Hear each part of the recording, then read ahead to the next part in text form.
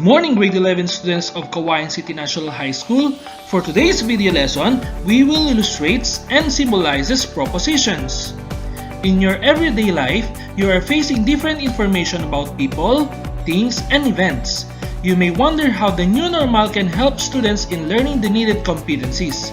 You can express your ideas as the new normal is good. This statement is called proposition. What is a proposition? Before we discuss the proposition, let's define first what is reasoning. It is the intellectual faculty by which conclusions are drawn from premises. It is according to Oxford Dictionary. Another, logic.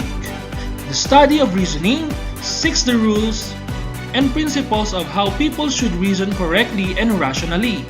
It is a normative science as it provides prescriptions for rational thinking.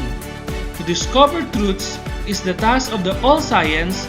It falls to logic to discern the law of truths, according to Gottlob Frege in 1956.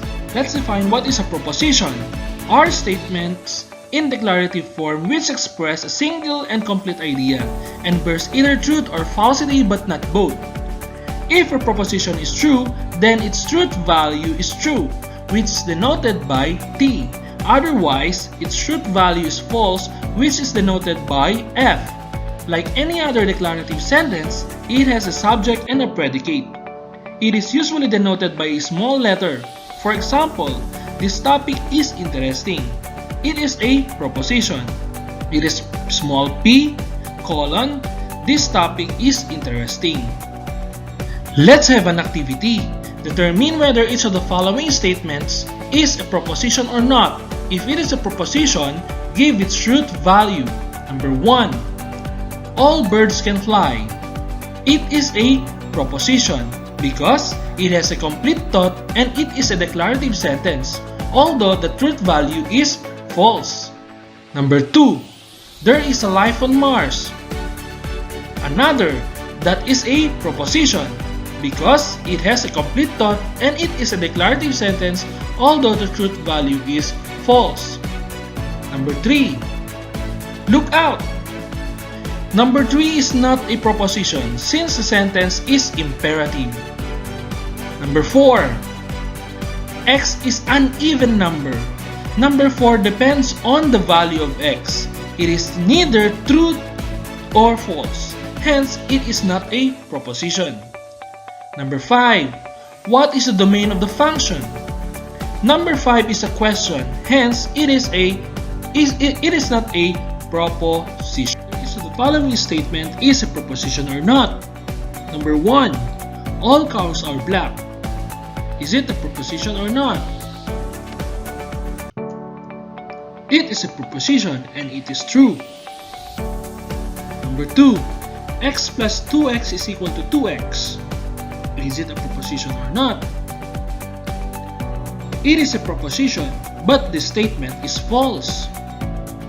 Number 3. X plus 2 is equal to 2x when x is equal to negative 2. It is a proposition, but the statement is false. Number 4. Watch out! It is not a proposition since it's neither true or false and it is a paradox. Number 5. Wash your hands.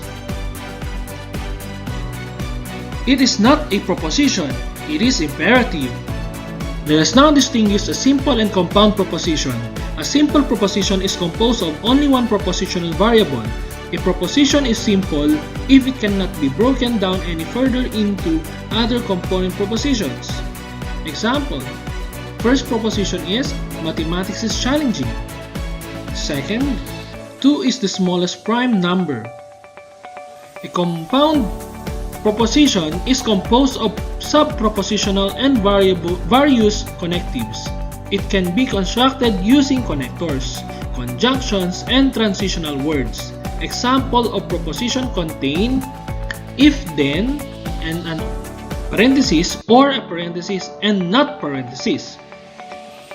Compound proposition 1. Roses are red and violets are blue. Another, proposition number 2. Either 2 is an even number or 2 is not the smallest prime number. Simple proposition. A proposition that contains only one idea. It has only one subject and one predicate. Example, math is fun. Compound proposition. A proposition that is composed of at least two simple propositions joined together by logical connectives. For example, math is fun and challenging.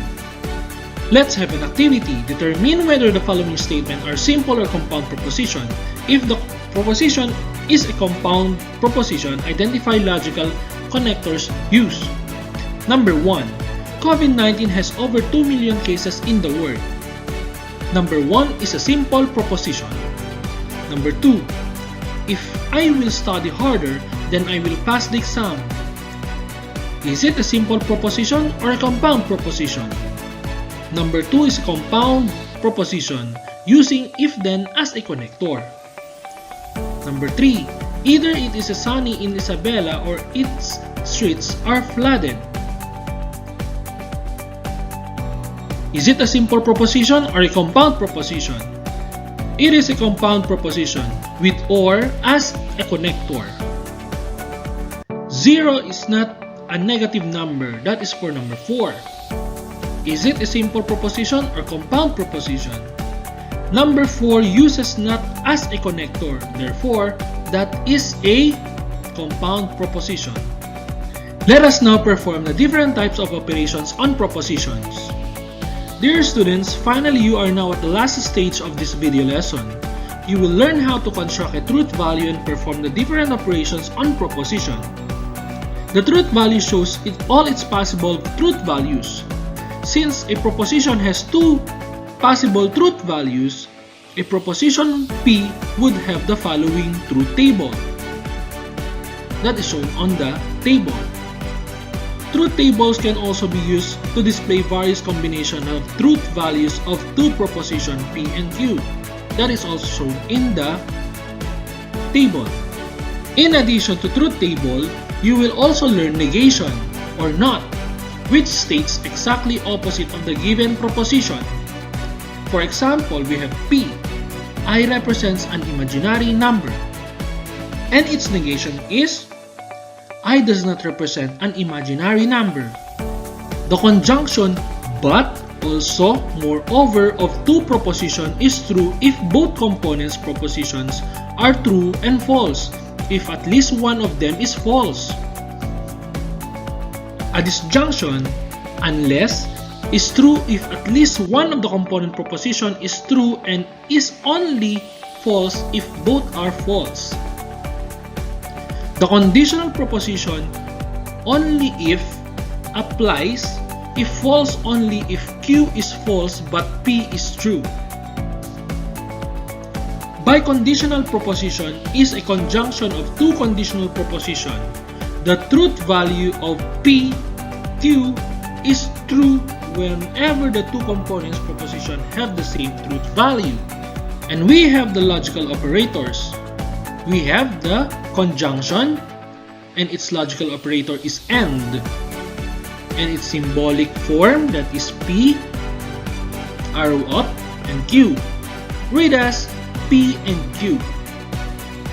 We have another type of logical operator, that is disjunction. Its logical operator is or P, arrow down, Q, or read as P or Q. We have another type of logical operator, that is conditional. Its logical operator is if then, and P, arrow right, Q for its symbolic form, and read as if P then Q. Another that is biconditional. Its logical operator is if and only if, that is P, arrow right and arrow left, Q for its symbolic form, and read as P if and only if Q. And its negation, and another type of logical operator is negation or not for its logical operator, and read as not P. Let's construct the truth table of the different types of logical operators. and we have a value of P, and its root value is T and F. Its negation, the negation of T is F, and the negation of F is T. Another, we have a table of P and Q, and the problem is P or Q. We have the first value of P, that is T, and the first value of Q, that is T, and the P or Q of T is also T. The second value of P, that is T, and the second value of Q is F, and the P or Q is F. The third value is F, and the third value of Q is T. Its P or Q is F. The fourth value of P is F, the fourth value of Q is F, and the P or Q is F. Another, we have the same table, that is P and Q. And the problem is P or Q. The first value of P is T, the first value of Q is T, and the P or Q is T. Second value of P is T, and Q is F, and its P or Q is T. The third value of P is F, the third value of Q is T, and the P or Q is T. The fourth value is F of P, the fourth value of Q is F, and the P or Q is F. Another given table is P and Q, having a data of T and F. And the problem is P if then Q. The first value of P is T, the first value of Q is T, the P if then of Q is T. The second value of P is T, the second value of Q is F, the P if then of Q is F. The third value of P is F, the third value of Q is T, the P if then of Q is T. The last value of P is F, the last value of Q is F, the P if then of Q is T. That ends our video lesson. If you have a question, queries, or clarification, you can message me in my messenger account, that is Kim Francis Seasoned Alum. Till next video lesson, goodbye!